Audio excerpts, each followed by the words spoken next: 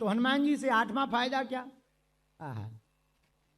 कुमति निवार सुमति के संगी,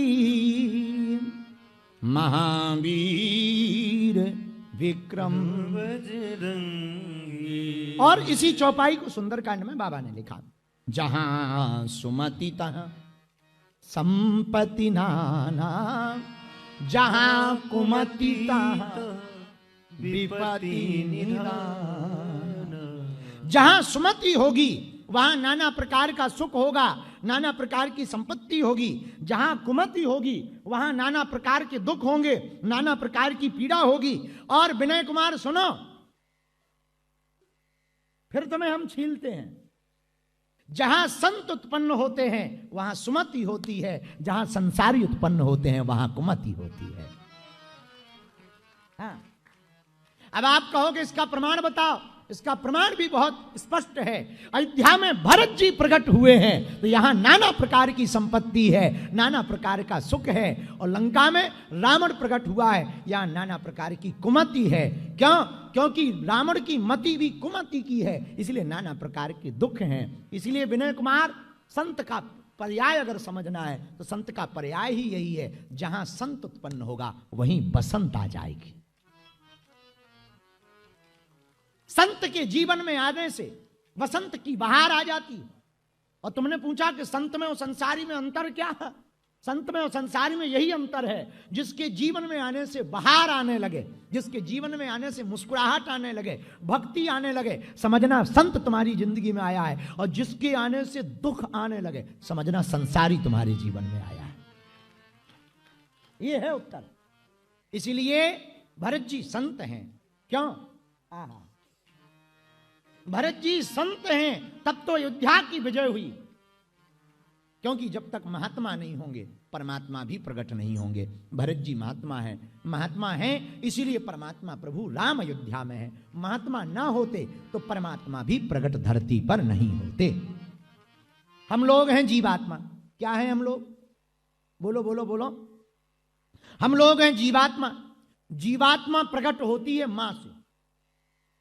हम लोग किससे प्रकट हुए? बोलो बोलो। मां से। मां से हम हुए जीवात्मा। मां भी एक जीवात्मा है, पर मां तत्व की पोषकता पूर्ण होने के कारण, मां तत्व के कारण हम सब जीवात्मा प्रकट हुए। चाहे परमात्मा को मां स्वरूप में देख लो, या फिर जिस मां से हम लोगों ने जन्म लिया उस मां को मां स्वरूप में ले लो, तो मां तत्व के रूप में हम सब जीवात्मा प्रकट जन्म लिया।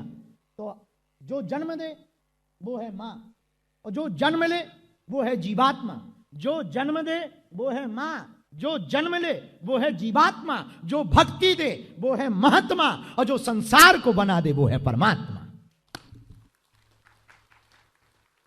तो संत हैं, पर संत से ही भगवंत हैं। संत नहीं तो भगवंत नहीं।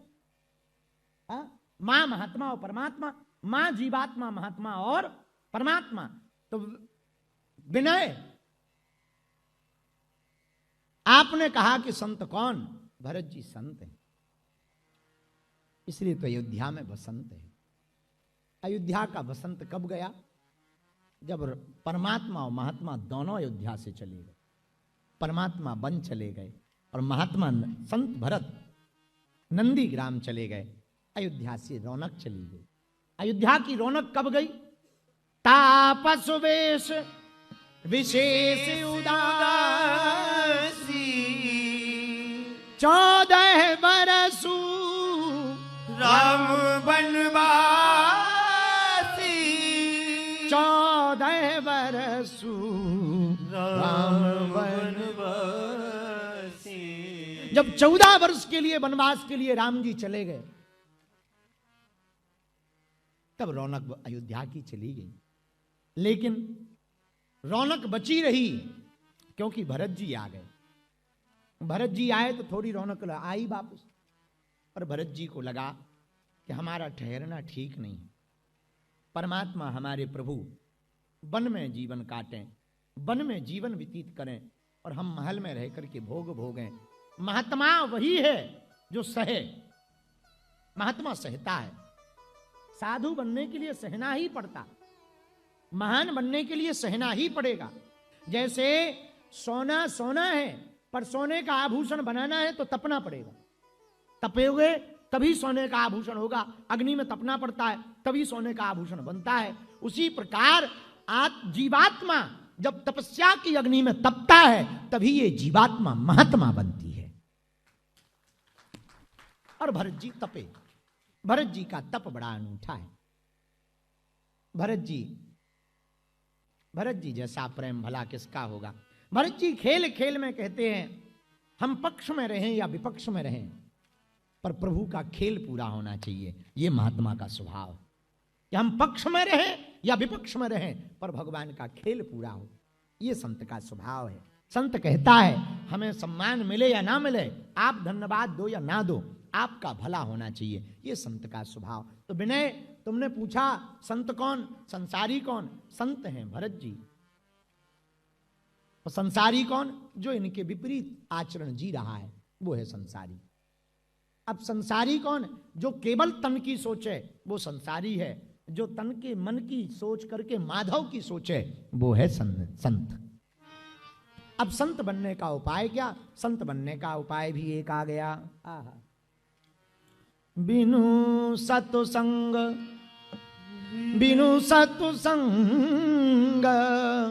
विवेके न होई। बिनु सत्संग विवेक न होई। बिनु सत्संग विवेके न होई। बिनु सत्संग विवेक न होई। राम कृपा बिनु सुलभ न सोई। राम कृपा बिनु सुलभ न सोई। बिना सत्संग के विवेक नहीं जगता। तो संत की प्राप्ति सत्संग में होगी। सत्संग की प्राप्ति राम जी की कृपा से होगी। तो जिन्हें भी सत्संग मिल गया भैया, आज का कल का और कल जिन्हें मिलेगा, समझना तुम पे भगवान की कृपा है। भैया जनता जिनको चुनती है वो संसद में बैठते हैं, भगवान जिनको चुनते हैं वो कथा में आकर के बैठते हैं। तो भगवान ने आप लोगों को चुना है, आप सत्संग में आए हो। सत्संग में तुम्हें संत मिलेंगे, संत से हनुमंत मिलेंगे, हनुमंत से भगवंत मिलेंगे। यही है संत का प्रभाव। यही, और अगर इसके विपरीत जियोगे तो वो संसारी का स्वभाव है। स्वभाव संत का स्वभाव भगवान से मिलाना, संसारी का स्वभाव, संत का स्वभाव राम से मिलाना, संसारी का स्वभाव काम से मिलाना। इसी बात के साथ विनय जी के प्रश्न का उत्तर पूरा हुआ। आज की कथा को विराम करते हैं। कल ठीक 4 बजे हम लोग आएंगे।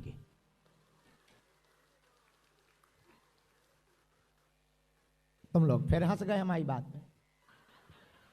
नहीं, गलत बात है, हंसना नहीं चाहिए। तुम नन्हे से बच्चे की जान लोगे क्या? हमें दिन भर जहां हम रुके हैं दिन भर तो भभूति बंटवाते हो, दिन भर मरीजों से मिलवाते हो। आज हमने कम से कम नहीं 4-5 तो पैरालाइसिस वाले झाड़े। दिन भर भभूति बंटवाते, दिन भर मरीजों से मिलवाते, अब शाम को रात को कथा करवाते। अब हम बच्चे ही तो हैं, प्राण लेना चाहते हो क्या? तो कल हम 4 बजे टाइम के बहुत पक्के हैं। तो तुम लोग फिर हंस गए। बस अब तुम हंस देते हो, इसी चक्कर में हम टाइम पे नहीं आते हैं। जब तुम मजाक बनाना ही बनाना है।